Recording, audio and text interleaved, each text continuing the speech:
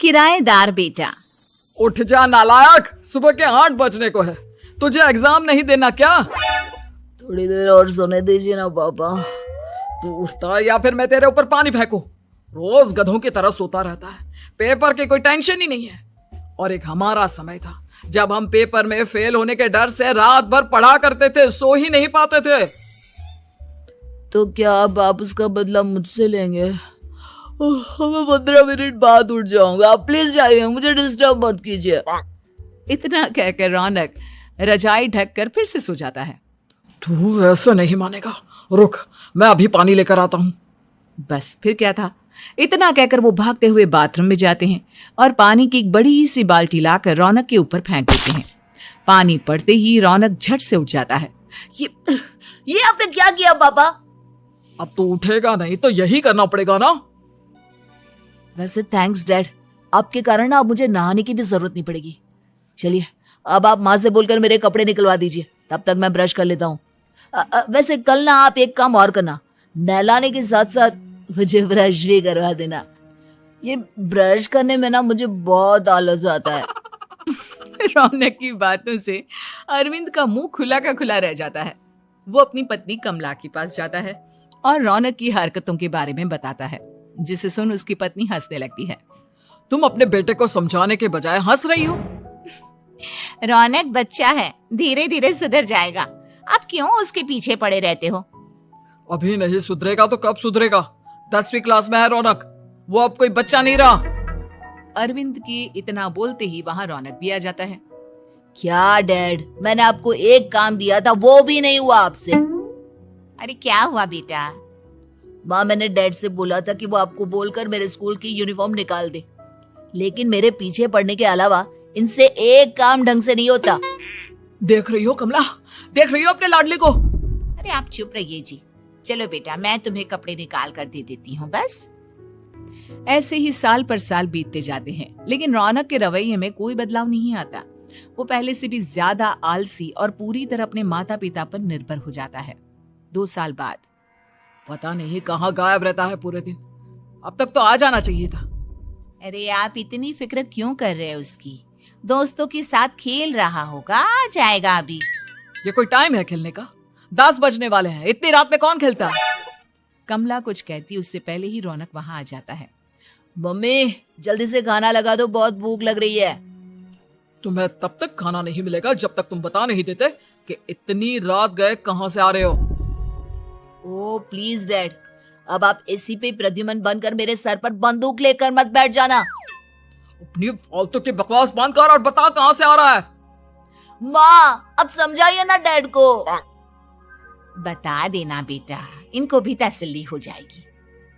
आप बोल रही हैं तो बता देता हूँ, मैं दोस्तों के साथ मूवी देखने गया था, इसलिए देर हो गई। तो इन सब चीजों में मेरे पैसे उड़ाता है? कभी 1 रुपया कमाने के बारे में सोचा है तूने?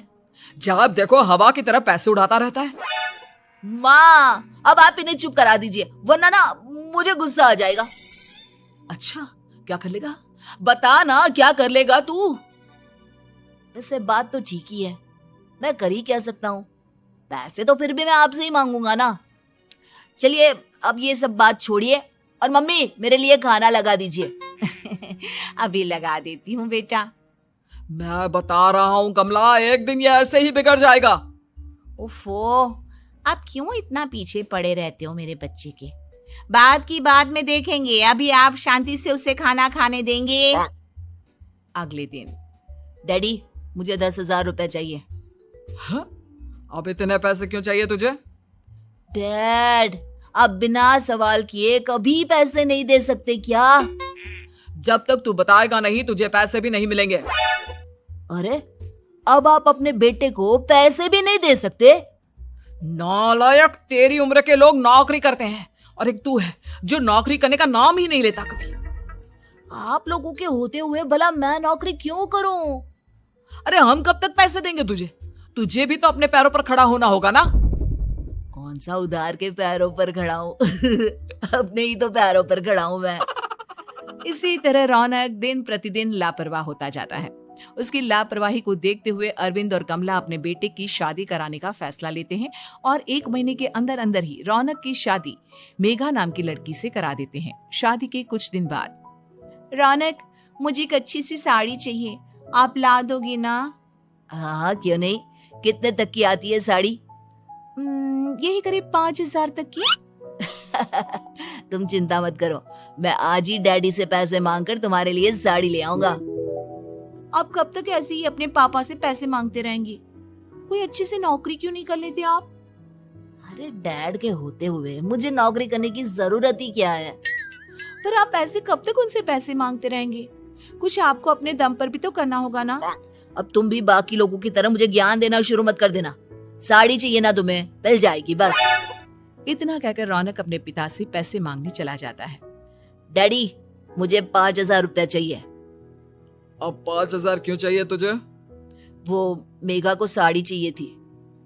अरविंद आगे बिना कुछ कहे चुपचाप उसे पैसे निकाल कर दे देता है। कुछ दिन बाद, तुम्हें नहीं लगता कमला, रौनक हम पर पहले से भी ज्यादा डिपेंड हो गया है? मुझे तो अब उसके भविष्य की चिंता होने लगी है। कल को हमें कुछ हो गया तो वो क्या करेगा? काश तुमने पहले ये सोच लिया होता तो आज हमारा बेटा इतना लापरवाह नहीं होता। तब मुझे कहाँ पता था कि मेरा लाड़ प्यार उसे इतना बिगाड़ देगा कि वो इस हद तक लापरवाह बन जाएगा। कोई बात नहीं, अभी भी देर नहीं हुई। मुझे पता है उसे कैसे सुधारा जा सकता है। कैसे? अरविंद कुछ कहता उससे पहले रौनक वहां आ जाता है और पैसों के लिए हाथ फैलाने लगता है। डैड, मैं और मेघा बाहर घूमने जाना चाहते हैं। अरे वाह, ये आज सूरज कहाँ से निकला है? Dad please. अच्छा चलो अब मुद्दे की बात करो। मुझे अब 25,000 चाहिए। अब तुम्हें 1 रुपया भी नहीं मिलने वाला। अगर तुम्हें पैसों की इतनी ही जरूरत है तो कोई ढंग की नौकरी कर लो। मम्मी, आप कुछ कहिए ना डैड को। बेटा, वो गलत क्या बोल रहे हैं? ये सब हम तेरे भले के लिए ही तो कर रहे हैं। मम्मा, मैंने बताया ना आपको, मुझे नहीं करनी कोई जॉब वॉब। तो ठीक है, निकल जाओ हमारे घर से। तुम्हारे जैसे लोगों के लिए मैंने ये घर खड़ा नहीं किया है। जितना ये घर आपका है ना, उतना ही मेरा भी है। मैं कहीं नहीं जाने वाला। जाना तो पड़ेगा ही तुझे, क्योंकि अब मैं तेरा कोई भी खर्चा नहीं उठाने वाला। ठीक है, मत उठाइए मेरा खर्चा, मैं अपने दम पर भी जी सकता हूँ। तो बेशर्मों की तरह अब तक यहाँ क्यों खड़ा है? अपना सामान ले आओ, निकल जाए यहाँ से। रौनक पैर पटकते हुए वहां से चला जाता है। घर से निकालना जरूरी है क्या उससे? बिना पैसों के कौन रखेगा उससे किराए पर? अगर उसका भविष्य सुधारना है तो हमें अपने दिल पर पत्थर रखकर ये कदम उठाना ही होगा। दोनों बात कर रहे होते हैं कि रौनक अपनी पत्नी के साथ एक बड़ा सा बैग लेकर घर से निकल जाता है, लेकिन घर से बाहर उसे कोई भी मुफ्त में अपने घर किराए पर नहीं रखता। अंत में थक हार कर वो फिर से अपने घर चला जाता है। क्या हुआ? थोड़ी देर पहले तो दहाड़ते हुए घर से निकला था, अब क्या हुआ? नहीं रखा ना किसी ने तुझे किराए पर? डैड प्लीज, मैं कुछ दिनों में कोई अच्छी सी नौकरी शुरू कर दूंगा। आप तब तक तो हमें रख लीजिए प्लीज। सुबह से रात हो चुकी है लेकिन कोई हमें रखने को राजी नहीं है। अब आप ही बताइए, इतनी रात को मैं मेघा को लेकर कहाँ जाऊंगा? ठीक है, बहू की वजह से मैं तुझे घर पर रख रहा हूँ, लेकिन तू इस घर में एक बेटे की नहीं बल्कि एक किराएदार की हैसियत से रहेगा। 3 महीने है तेरे पास। इन 3 महीनों के अंदर अंदर मुझे तेरी पहली तनख्वाह हाथ में चाहिए, समझ गया? पक्का डैड, इन 3 महीनों के अंदर अंदर तो कोई बढ़िया सी नौकरी ढूंढ ही लूंगा मैं। ऐसे ही धीरे धीरे समय बीतने लगता है और अरविंद के दिए 3 महीनों में से 2 महीने बीत चुके होते हैं। पापा जी ने हमें 3 महीने दिए थे, जिसमें से 2 महीने तो बीत चुके हैं। अब ये आखिरी महीना बचा है। अरे तुम चिंता मत करो, आज मेरा ना 2 जगह इंटरव्यू है, दोनों में से कहीं ना कहीं तो जॉब लगी जाएगी। अच्छा, all the best. Raunak interview के लिए निकल जाता है, जिसके बाद शाम में रौनक घर आता है। कैसा गया इंटरव्यू?